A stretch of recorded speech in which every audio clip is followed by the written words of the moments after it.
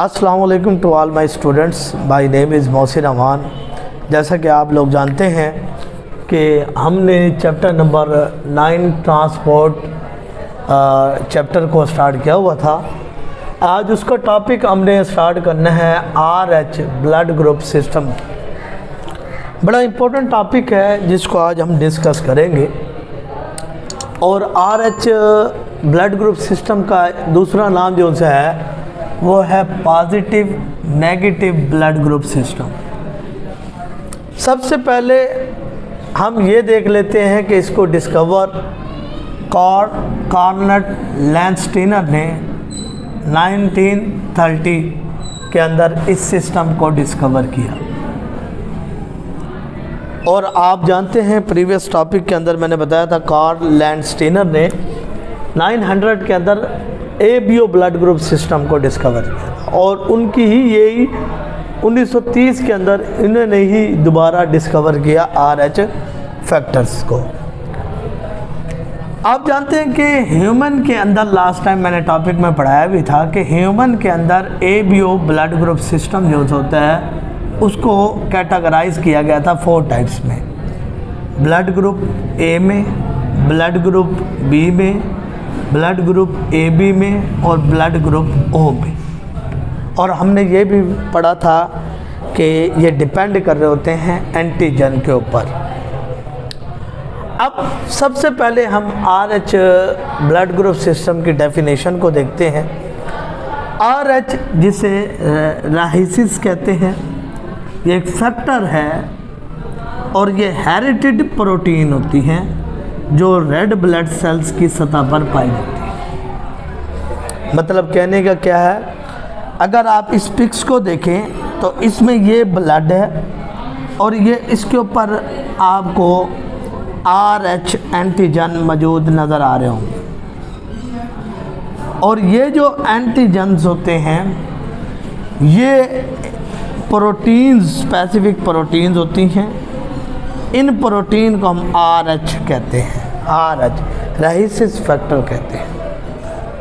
और इस राइसिस को हमने यहाँ पर मेंशन किया है कि इसको हम डिवाइड कर देते हैं blood group A positive, A negative, B positive, B negative, AB positive, AB negative, O positive, O negative में। यानी ABO ब्लड ग्रुप सिस्टम की हमारे पास टाइप थी 4। और अगर RH फैक्टर की बुनियाद पर देखा जाए तो इनकी टाइप्स 8 हो जाती है। जैसे कि आप मामूली नॉर्मल लाइफ में जानते हैं कि जो हर पर्सन होता है उससे अगर उसका ब्लड ग्रुप पूछा जाए तो वो कहता है डिफरेंट होता है। किसी का A पॉजिटिव है, B पॉजिटिव है, AB पॉजिटिव है या AB नेगेटिव है। वो डिपेंड जो कर रहा होता है वो राइसिस फैक्टर्स के ऊपर डिपेंड कर रहा होता है। और सबसे पहले ये जो RH सिस्टम है इसका जो नाम स्टार्ट किया गया एक राइसिस मंकी जो है उससे ये नाम जो है वो लिया गया है।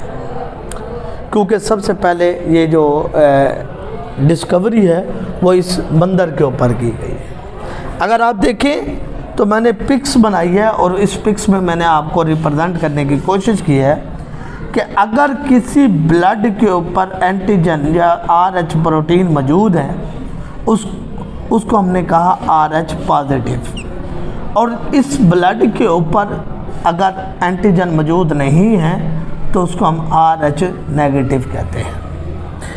अब हमें ये क्यों ज़रूरत पड़ती है कि ये RH पॉजिटिव है या RH नेगेटिव है, ये क्यों ज़रूरत है?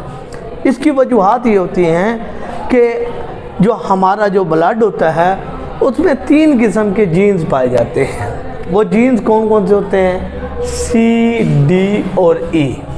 अब यहाँ पर समझने की बात है कि जो जीन्स होते हैं वो क्या होते हैं? हेरिटेड मटेरियल होता है, यूनिट ऑफ हेरिटेड मटेरियल कहा जाता है, विरासती मादे को कहा जाता है, विरासती मादे की इकाई को जीन कहा जाता है। हमारे पास 3 किस्म के जीन होते हैं C, D और E। अब ये जो C और E है ये क्रोमोसोम की सेम लोकेशन पे पाए जाते हैं। अगर क्रोमोसोम अगर मैं बनाऊं, ये क्रोमोसोम फ़र्ज़ किया मैंने बनाया है, ये क्रोमोसोम बनाया, तो इस क्रोमोसोम की एक ही लोकेशन के ऊपर जो है या सी पाया जाएगा या डी पाया जाएगा, बिल्कुल सेम पाए जाएंगे। लेकिन फ़र्क कहाँ आता है? फ़र्क आता है हमारा डी के अंदर। ये जो डी का जीन होता है, इसकी जो लोकेशन होती है वो डिफरेंट होती है, जिसकी वजह से ये ए प्लस ए नेगेटिव बी प्लस या बी नेगेटिव बनता है। इसको मैं आगे चल के मैं आपको बताता हूँ वो कैसे होता है। तो आपने अभी ये याद रखना है कि सी और डी की लोकेशन सेम होती है, लेकिन डी जो होता है वो क्या होता है? डिफरेंट होता है। क्रोमोसोम, आप जानते हैं कि जीन कहाँ पाए जाते हैं? क्रोमोसोम के ऊपर पाए जाते हैं, और जहाँ पर जीन पाए जाते हैं उनको हम क्या कहते हैं? लोकस का नाम देते हैं। यानी position of gene on chromosome is called locus. यानी लोकस क्या है? जहाँ पर क्रोमोसोम पर जीन पाए जाते हैं। लेकिन ये लोकस पे जो डी जीन होता है वो चेंज होते हैं, उनकी वेरिएशन होती रहती है। इसकी वजह से ए प्लस भी हो सकता है, माइनस भी हो सकता है, बी प्लस बी माइनस होते हैं। वो कैसे होते हैं? अब जीन के अंदर दो अल्टरनेट इन्वर्जन होते हैं जिसको अलील कहा जाता है। अब ये अलील कौन से? हमारे पास डी और स्मॉल डी है।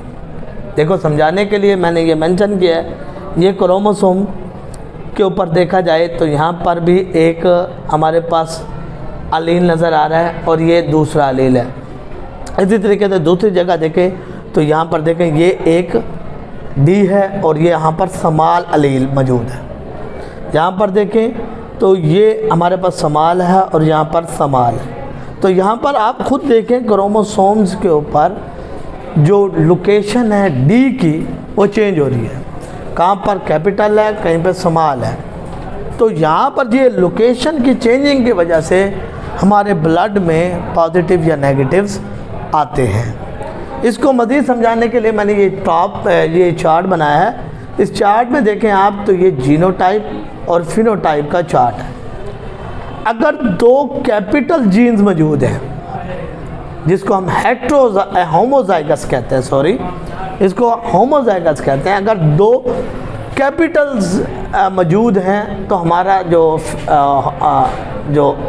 RH ब्लड ग्रुप सिस्टम होगा वो पॉजिटिव होगा।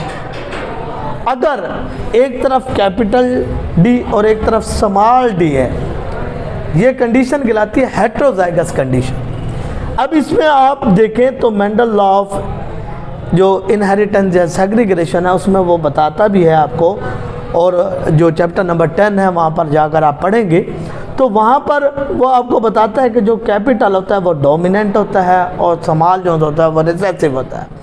तो ये जो कैपिटल डी है ये डोमिनेट कर रहा है किसके ऊपर? स्मॉल डी के ऊपर।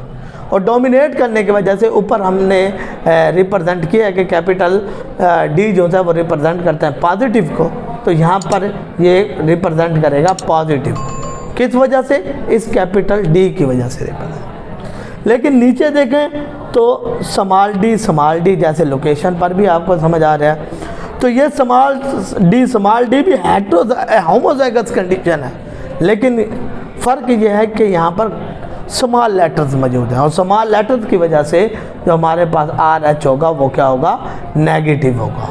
तो स्टूडेंट्स इसकी बुनियाद पर हम RH ब्लड ग्रुप सिस्टम को अरेंज करते हैं कि किसका ब्लड ग्रुप A है, किसका ब्लड ग्रुप B है, किसका ब्लड ग्रुप AB है, पॉजिटिव है या नेगेटिव है। ये डिपेंड कर रहा होता है इस जो जीन होता है, डी जीन होता है, उसकी लोकेशन के ऊपर डिपेंड कर रहा होता है। तो स्टूडेंट्स आज हमने RH फैक्टर के बारे में पढ़ा। नेक्स्ट टाइम नेक्स्ट टॉपिक के साथ न्यू वीडियो लेक्चर को हम बनाएंगे। ओके, अल्लाह हाफिज़।